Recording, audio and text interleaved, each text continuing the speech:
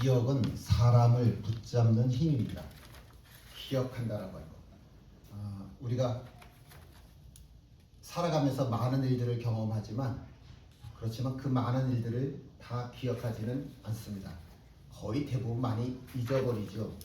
어떤 거는 내가 기억나는 것도 같기도 하고 기억나지 않는 것 같기도 하고 그렇게 흐릿한 것도 있지만 그러나 어떤 기억들은 평생을 지내도 우리 가슴 속에서 잊혀지지를 않습니다.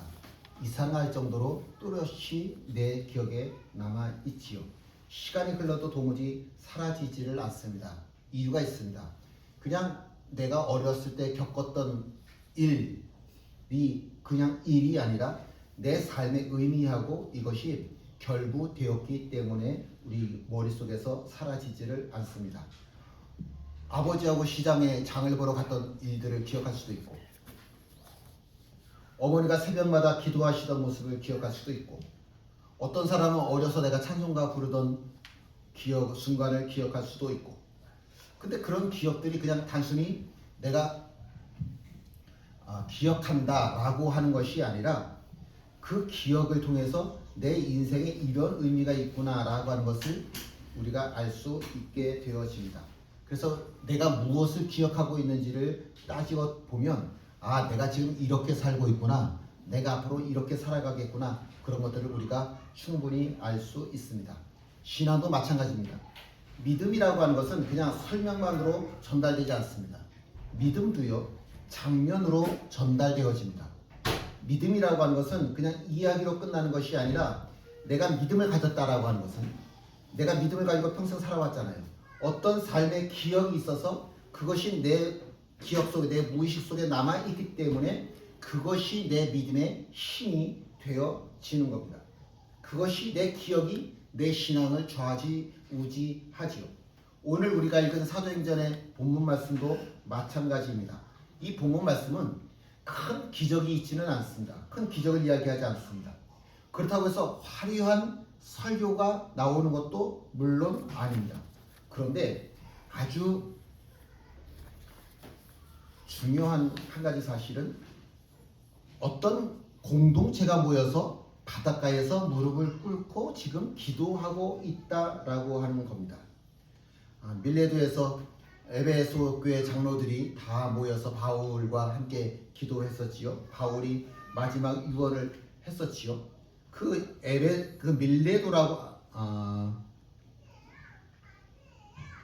밀레도라고 하는 이곳에서 보세요. 배를 타고요. 여기 두로라고 하는 거 보이십니까?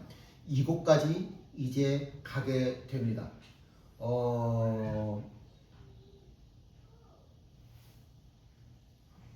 일주일 동안 이 지중해 바다를 지나서 베니게라고 하는 곳에 갔고 그 베니게 바로 아래가 이제 두로인데 그 두로로 가게 되는 거죠.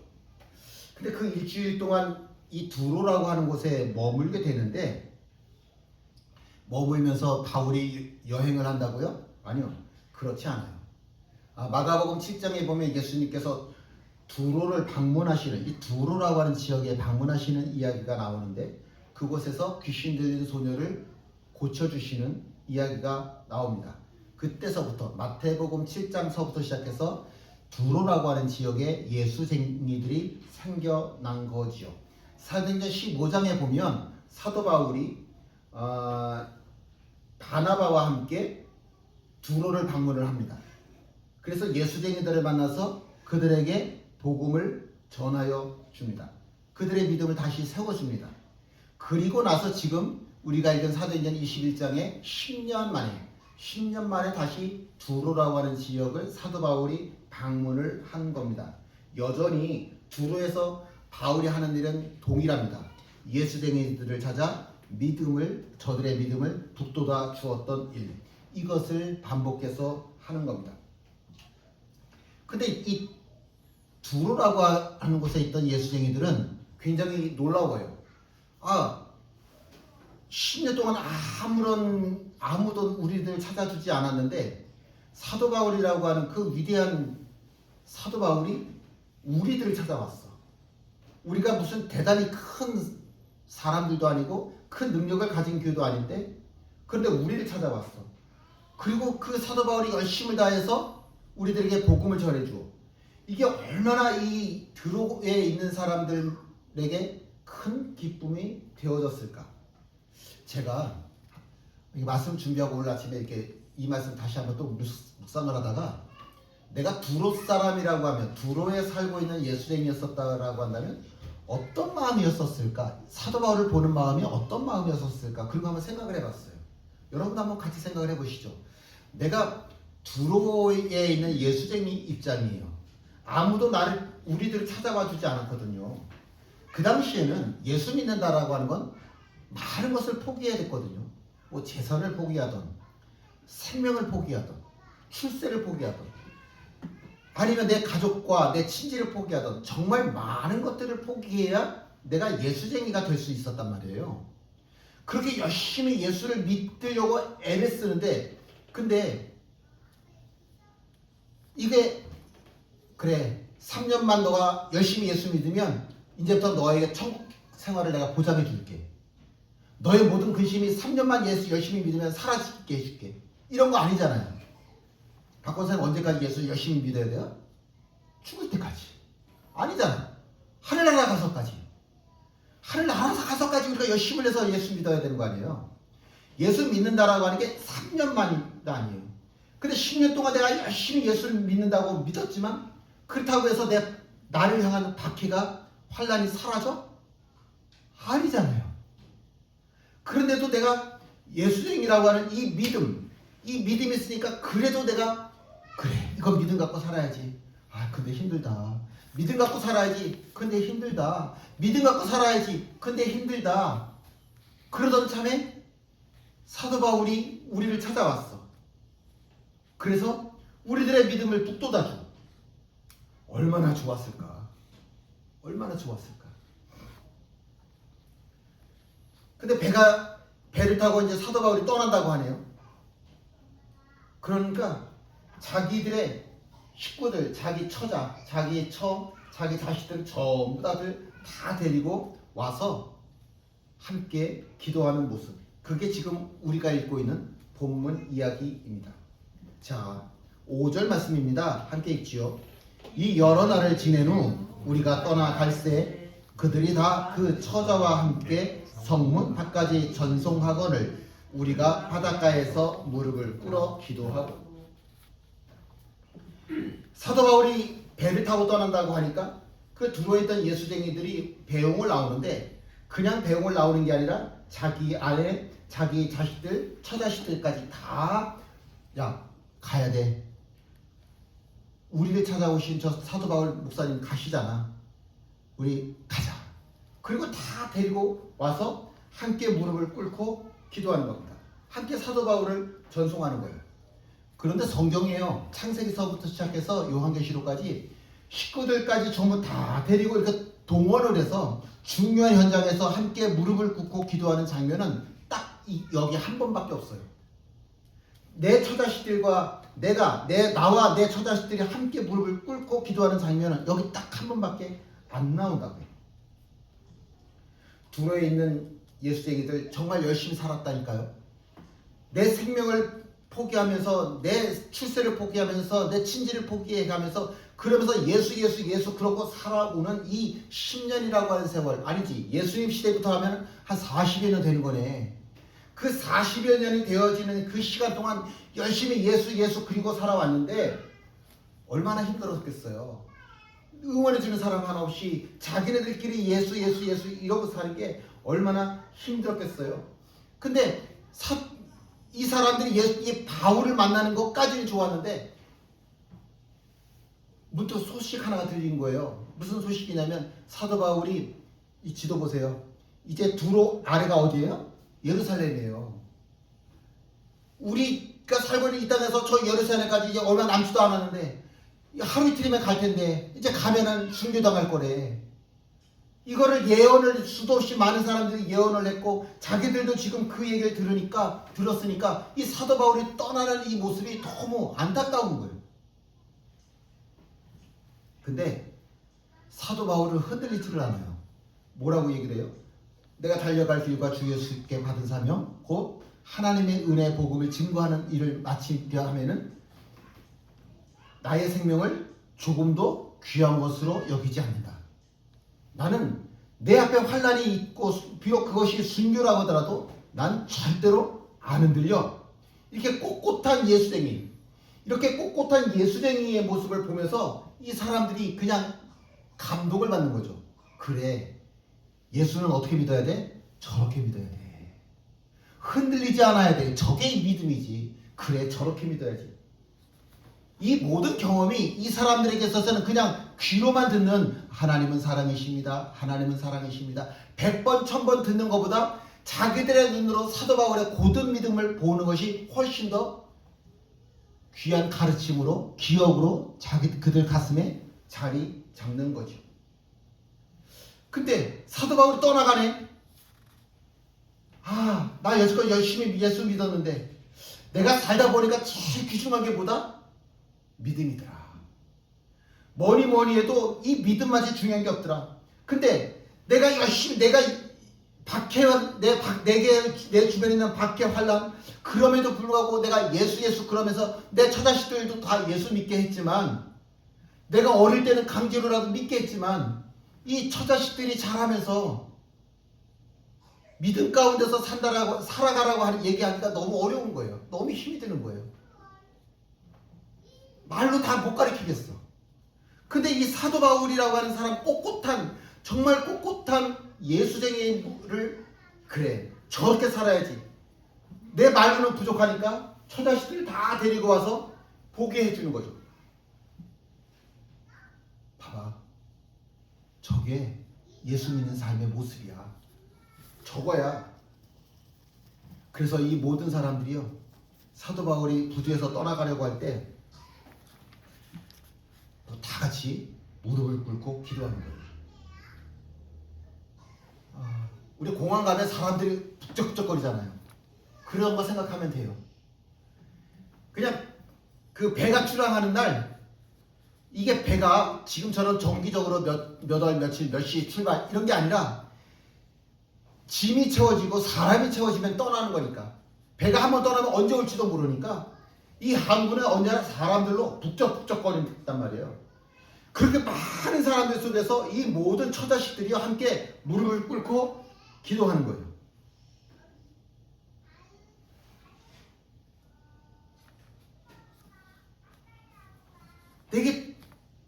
내게 주어진 이 사도 바울과 만남의 시간, 이게 얼마나 될지 모르겠어. 사도 바울에게 저 사람의 남아있는 삶의 시간들이 몇 년이 될지 모르겠어. 며칠 될지 모르겠어. 이렇게 아까운 시간 뭘 해야 될까? 아까운 시간 뭘 해야 될까요? 기도하는 것밖에 없더라고요. 그래서 무릎을 꿇고 같이 기도하는 겁니다. 이 두로의 예수쟁이들이 다 같이 사도 바울이 떠나고 나서 자기들의 가정으로 돌아가면서 무슨 이야기를 할까? 다음 주에 영화 개봉한데 그 영화 재밌을까? 야, 너 거기 맛집 어디라고 그랬지? 나 여행 갔었는데 말이야. 야, 요새 삼성전자가 최고 돈 많이 버는 방법이래. 그런 이야기들 하나도 안 했을 거예요. 100% 제가 장담하건대 100% 이 사람들 집으로 돌아가면서 자기 처자식 손잡고 집으로 돌아가면서 전부 다 이런 얘기 했을 거예요. 우리 예수 믿는데 사도 바울처럼 믿자. 흔들리지 않는 모습으로 저렇게 예수 믿자. 나도 저렇게 살게. 내 자녀들아, 여보, 우리도 같이 저렇게 살아보자. 그렇게 이야기하지 않겠어요? 정확히 53년 전에 제가 8살 때 아버지하고 한일극장이라는 데 있었어요. 저 용현시장 안에 한일극장이라는 게 있었는데 거기 갔어요. 가서 본 영화 제목도 기억이 나요. 용재호투라고 하는 이소룡이 주연으로 나왔던 영화예요. 그 소림사에 있던 사람이 마약 그 악당 두목이 돼가지고 악을 뭐라고 그래? 하여튼 나쁜 놈이야. 이 소림사에 있던 사람이. 근데 이 사람하고 이 사람을 잡기 위해서 이소룡이 쫓아가는 이야기예요. 근데 마지막에요, 그 용정호투 영화 혹시 보신 분 계신지 모르겠지만 53년 전이니까 뭐 얼마 안 됐을까 기억들 아시죠? 그 조그만 방에 거울들이 많아요. 거울로 숨었다가 나타나다, 거울로 숨어났다가 나타나다. 근데 이소룡이 이게 웃도를 다 벗고 있었는데 이 그 손에 뭐 끼고서는 그 뭐라 그래야 되나, 이거 무기를 가지고 이렇게 그 악당이 탁 이렇게 긁어갖고 이 복근에 쫙쫙 이렇게 상처가 나기도 하고 그래요. 53년 전에 본 영화인데 제가 그 장면들이 다 기억난다니까요. 이게 어떻게 된 일이죠? 53년 전에 본 영화 순간순간이 아우 이런 소리들, 이 소리가 내는 소리 있잖아요. 그런 게 다 기억이 나는 거예요. 자, 문제. 제가 영화 중에 제일 재밌게 보는 영화 종류가 어떤 걸까요? 액션 영화지. 액션 영화지. 왜? 아버지하고 유일하게 본 영화거든요. 저희 사형제 중에 아버지하고 영화 본 사람이 없어요. 저밖에 없어요. 딱 한 번. 그거 딱 한 번. 하늘극장에서 영양갱 하나 먹고. 지금도 영양갱 되게 좋아해요. 너무 좋아해요.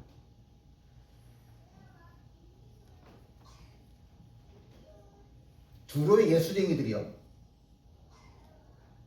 처자식을 데리고 굳이 사도 바울을 배웅하면서 무릎을 꿇고 기도하던 그 이유가 뭘까?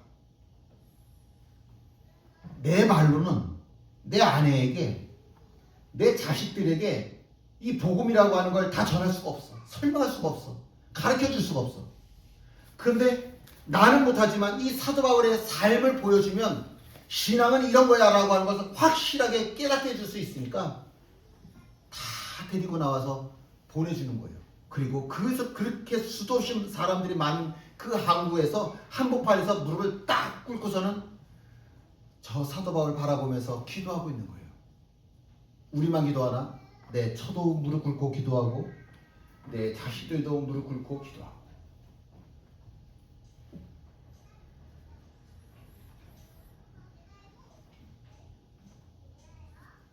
두루의 이 예수쟁이들이 남겨주고 싶은 유산이 있다니까요. 그렇게 어렵게 힘들게 살아가고 있는 이 사람들도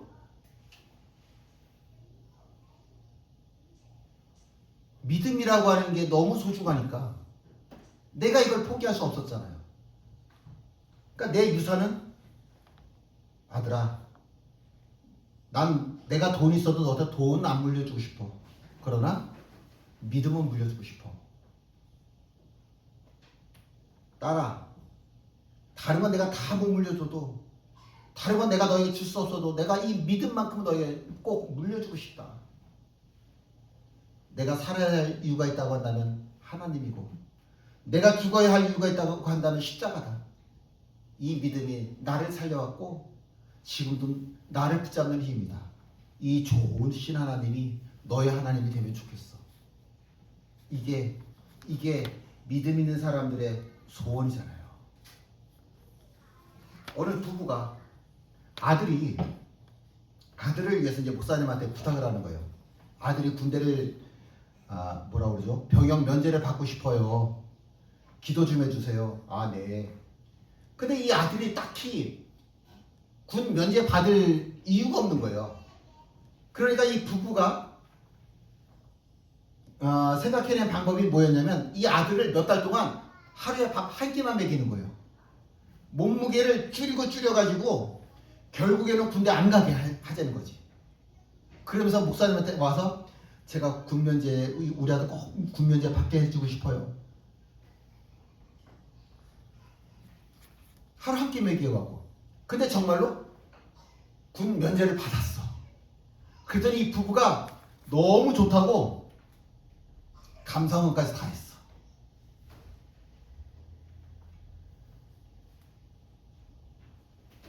이 아들이요, 다른 친구들보다 군대 안 가는 바람에 3년이나 일찍 사회에 진출했잖아요. 그리고 부모 소원대로 일찍 사회에 진출해서 일찍 자리를 잡았어요.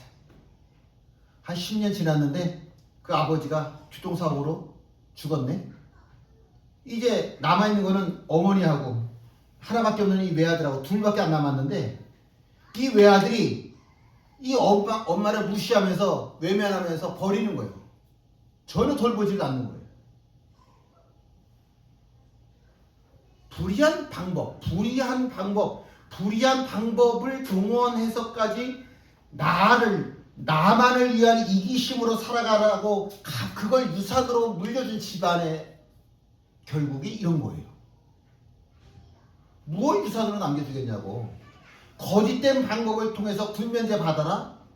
이런 걸 얘기를 해주고 가르쳐주고 그걸 위해서 하나님한테 작정기도 하고 그걸 응답받았다고 또 감성금하고.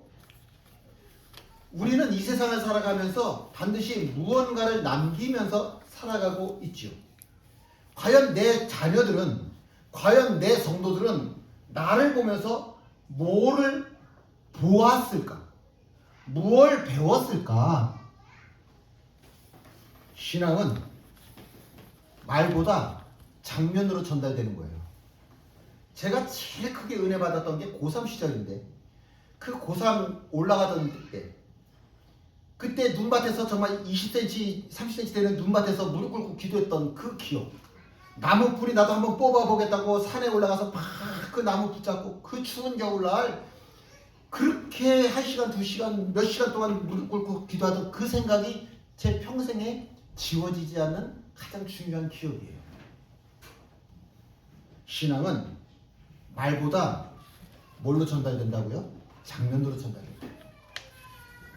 만약에 최민수 집사님이 20년, 30년 후에 나를 기억한다고 할 때 내가 했던 그 말을 기억하지는 않을 거예요. 박 목사라는 사람이 어떻게 목회를 하더라, 그걸 기억을 하겠지. 그래서 제가 목회하던 삶이 정말 의미가 있다고 한다면 최민수 집사님 그 기억 갖고 열심히 신앙생활 할 거예요. 참 지지리도 목회라고 저따위로밖에 못해. 그러면 자기 신앙으로 하겠지. 저하고는 아무 상관 없이. 글쎄 좋은 기억이 없는데 그 신앙 가지고 살겠어. 그 신앙 버리지. 부모가 나에게 뭐라고 말했는지는 다 잊어버린다고. 다 잊혀진다고. 그런데 어떤 장면이었냐는 기억을 한다니까. 부모가 이럴 때 울더라. 내 부모는 이럴 때 기도하더라. 내 부모는 시간을 이렇게 쓰더라. 내 부모는 그런 것들이 다 기억에 남죠. 뭐라고 이야기를 했다는 것이 아니라 두로의 제자들이 아이들에게 이 장면을 보여주고 싶은 거예요.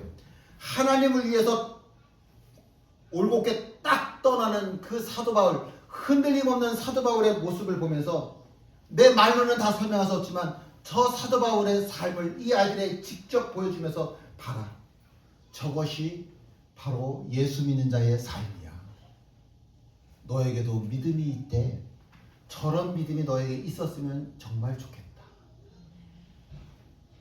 이게 믿음의 유산이라고 하는 거죠. 돈이 아니고 집도 아니고 성도 아니고 예수쟁이의 유산은 믿음이어야만 합니다. 예수쟁이의 유산은 하나님을 향한 삶이어야 되고 예수쟁이의 유산은 하나님을 향한 눈물이어야 하고 예수쟁이의 유산은 하나님을 향한 무릎이어야만 합니다. 우리는 자녀들을 위해서 종종 많은 것들을 준비하죠. 좋은 것들을 많이 준비하죠. 그런데 믿음보다 더 중요한 것은 없습니다. 이 자녀들이 다 무릎 꿇고 봤을 거예요. 우리 아버지가 왜 무릎을 꿇었는지 봤다고. 우리 아버지가 왜 무릎 꿇었는지를 봤다고. 그러니까 이 아이들도 나중에 분명히 무릎 꿇는 예수쟁이로 살아갈 겁니다.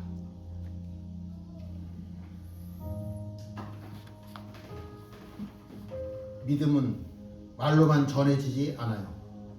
믿음이라고 하는 것은 삶으로 전해지고요. 믿음은 장면으로, 기억으로 전해지고요. 믿음은 무릎으로 전해집니다. 그래서 오늘 하나님께서도 우리들에게 물으십니다. 그래서 너는 너의 자녀들에게. 그래서 너는 오늘 너가 만나는 모든 사람들에게 무엇을 유산으로 남겨주니? 라고 물으십니다. 나는 완벽한 신앙인이 될 수가 없어요. 전 그런 욕심은 없습니다. 저는 완벽한 부모가 될 수도 없어요. 저는 그럴 자격도 없어요. 저는 실수도 많고, 저는 부족함도 많고, 저는 넘어질 때도 많고, 저도 흔들릴 때가 많아요. 그러나 내가 그럼에도 불구하고 하나님 앞에서 올곧게 서려고 하는 모습은 우리 자녀들에게 있어서 귀중한 유산이 되었을 거라고 저는 믿어요. 여러분들에게도 제 모습이 제가 무엇을 하고 제가 무엇을 가졌다가 아니라 그래도 박 목사가 교회를 지키기 위해서 무던히도 애를 쓰더라 그 모습이 여러분들에게 제가 드릴 수 있는 유산이 되어졌으면 정말 좋겠습니다. 이제 하나님께서 우리들에게 물으시겠죠. 우리가 대답을 해야 될 텐데 이렇게 우리가 기도 제목을 가지고 이 시간에 기도하면 좋겠습니다. 내 삶이 믿음을 보여주는 삶이 되어지도록, 내 무릎이 내 자녀들에게 남겨질 유산이 되어지도록, 그리고 우리가 복음을 증언하는 삶을 선택할 수 있도록 우리가 함께 기도하기를 원합니다. 함께 일어나셔서 찬양하십니다.